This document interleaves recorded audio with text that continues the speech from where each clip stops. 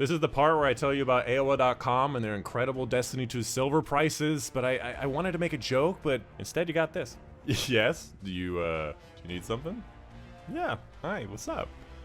Welcome, ladies and gentlemen! My name's Dychronic, your host on this Destiny 2 video, and today we're gonna hug this dude, because he wanted a hug. And we're gonna show you what the Xur is, his inventories, random rolls, and my recommendations for August 6th. 2021. You can find the Xur in his regular spot on Nessus. Just head over to the Watcher's Grave, make your way on top of this big old tree right here, and you can see him, and I don't even have to leave this hug in order to talk to him.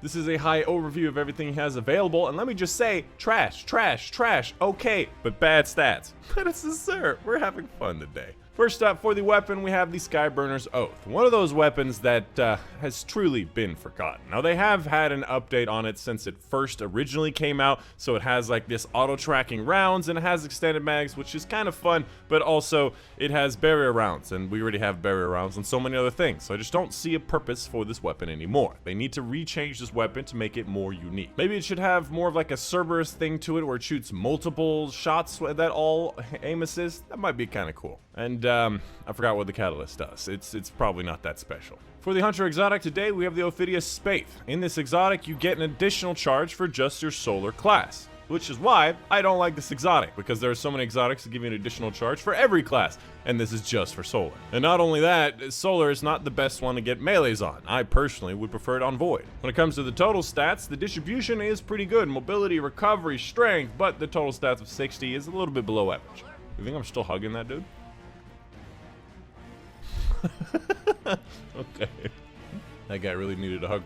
Anyways, the Titan exotic today, we have Severance Enclosure. Whenever you get a powered melee final blow, or you get a finisher, you release an explosion. And in PvP, technically, you can actually kill somebody if they're right next to you, but they really do have to be right next to you to do 200 plus damage. In my opinion, it's one of those things where in PvE, you're not really going to want to get that close, and it does not do enough damage to make it warranted. And in PvP, there are a lot better options, and it's not often that it happens that you get the goodness of it. As far as the roll goes, total stats of 62 is still a little bit below average. I consider to be the high average around 64. That's where you go, this is pretty good. And the distribution is okay. But I'm not like really interested in this exotic. And finally, for the Warlock exotic, we have Eye of Another World. This is probably the best item available today. It's quite good. I believe I have it in my top 10 Warlock exotics. And it does have an ornament. Yeah, all right. If you've never heard of it, it highlights priority targets, which I think is basically a silhouette around enemies that have low health, and improves the regeneration speed of your grenade, melee, and rift abilities.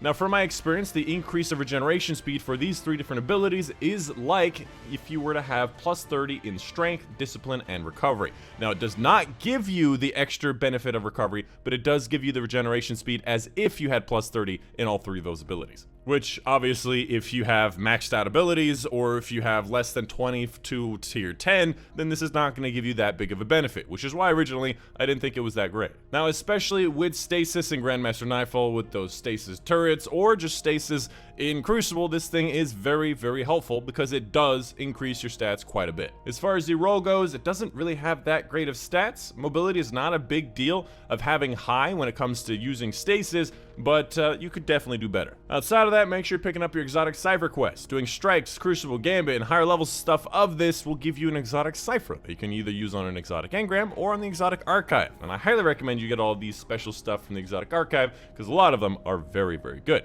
And of course, the exotic engram, guaranteed to give you an exotic that you've never received before, and it's a guaranteed high stat roll. Oh, that's a trash exotic, but what is it? 62, all right, going, oh wait, you went to the postmaster. It's a 61 roll. I just looked at my my postmaster on dim. Anyways, that is going to be the end of the Xur. Oh, I was talking about myself. That is going to be the end of the Xur video. Let me know in the comments down below if any questions, concerns. Also, come check out my live streams that I have right after these Xur videos and all the times on screen right now. And of course, big thank you to my patrons on Patreon. I don't know where my list is, but thank you to these guys. They're a big help across the channel. And that's it. Hope you guys did enjoy. My name's Dychronic, and I'll see you guys on the next one.